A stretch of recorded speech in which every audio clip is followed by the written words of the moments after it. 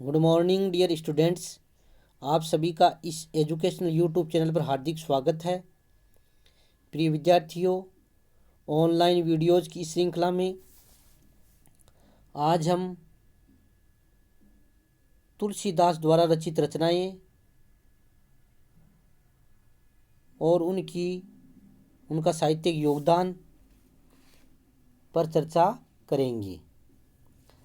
Exams में इससे संबंधित अति लघुत्रात्मक और लघुत्रात्मक जो क्वेश्चन हैं उनका आज हम डिस्कस करेंगे।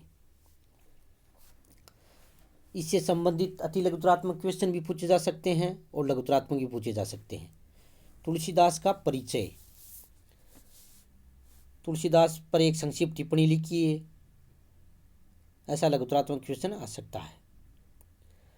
तुलसीदास हिंदी साहित्य के सर्वश्रेष्ठ कवि थे। बाबा नरहरिदास इनके गुरु थे। अधिकांश विद्वानों के मतानुसार उनकी जन्म की तिथि 1532 ईस्वी के आसपास मानी जाती है। इनके पिता का नाम आत्माराम था, माता का नाम हुलसी था। तुलसीदास ने अनेक ग्रंथों की रचना की, जिनमें रामचरितमानस, विनय पत्रिका, कवितावली, गीतावली, दोहावली आदि उल्लेखनीय है। उनके द्वारा रचित साहित्यिक रचनाओं में रामचरितमानस उनकी सर्वश्रेष्ठ रचना है। तो इस प्रकार ये आ सकता है कि तुलसीदास का परिचय दीजिए या तुलसीदास के परिचय पर संक्षिप्त टिप्पणी लिखिए। 2 नंबर वाले क्वेश्चन में पूछा गया प्रश्न है, तुलसीदास द्वारा रचित कोई 4 रचनाओं के नाम बताइए, कोई 2 रचनाओं के नाम बताइए या 2 रचित पुस्तकों के नाम बताइए। ऐसा क्वेश्चन आया हुआ है और पुनः भी आ सकता है। तो आप इसमें लिख सकते हो, number 1 Ramcharitmanas, number 2 Vinay Patrika, number 3 Kavitavali, number 4 Gitavali. ये आपको अच्छी तरीके से इनको याद करना है, क्योंकि ये किताब या जो रचनाएं हैं वो आप लघुत्रात्मक क्वेश्चन में भी लिख सकते हो और इसमें भी लिख सकते हो। रामचरितमानस की विषय वस्तु क्या है? रामचरितमानस में कुल कितने खंड हैं? रामचरितमानस पर टिप्पणी लिखिए। ऐसा क्वेश्चन आ सकता है। तो रामचरितमानस तुलसीदास द्वारा रचित रचना है। ये 7 खंडों में विभाजित है। इसमें राम कथा का विस्तृत वर्णन किया गया है। मुख्य बात यह है, इसमें राम कथा का विस्तृत वर्णन किया गया है।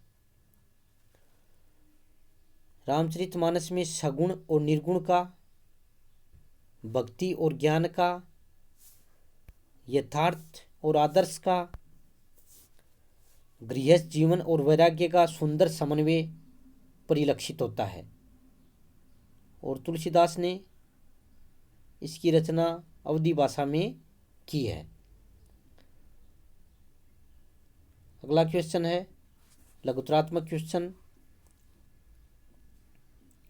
तुलसीदास के साहित्यिक योगदान पर टिप्पणी लिखिए या तुलसीदास के साहित्यिक योगदान का वर्णन कीजिए। अगर बड़ा क्वेश्चन आए निबंधात्मक तो उसमें आपको अलग अलग वर्णन करना पड़ेगा उनकी रचनाओं का, और लघुत्रात्मक क्वेश्चन की ज़्यादा संभावनाएं हैं इसमें से।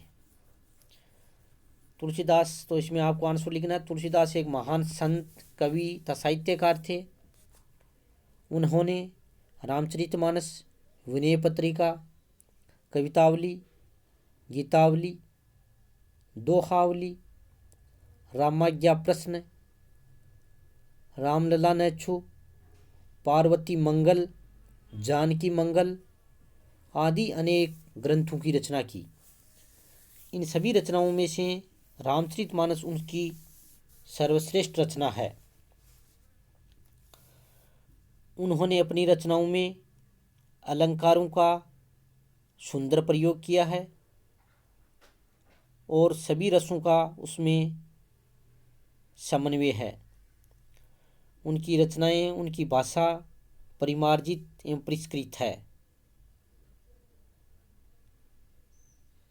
इस प्रकार ये उनका साहित्यिक योगदान हुआ। तुलसीदास को लोकनायक क्यों कहा जाता है, या तुलसीदास लोकनायक क्यों कहे जाते हैं, ऐसा भी क्वेश्चन आ सकता है। इसके अंतर्गत इतिहासकार या आवश्यक विद्वान डॉक्टर गियर्सन का कहना है कि महात्मा बुद्ध के बाद भारत में सबसे बड़े लोकनायक तुलसीदास हुए हैं। उनके द्वारा स्थापित लोक धर्म आज भी हिंदू धर्म का अधिकृत रूप माना जाता है। उन्होंने अपने ग्रंथ रामचरितमानस के द्वारा निराश तथा पद दलित हिंदू जनता का मार्गदर्शन किया, तो उनमें आत्मसम्मान एवं आत्मगौरव की भावनाएं पैदा की। उन्होंने हिंदू जनता के सामने भगवान राम के लोक रक्षक तथा मर्यादा पुरुषोत्तम रूप की प्रतिष्ठा की और हिंदुओं में आत्मविश्वास आत्मगौरव की भावनाएं पैदा करने में अपना महत्वपूर्ण योगदान दिया। तो इसलिए तुलसीदास को लोकनायक कहा जाता है।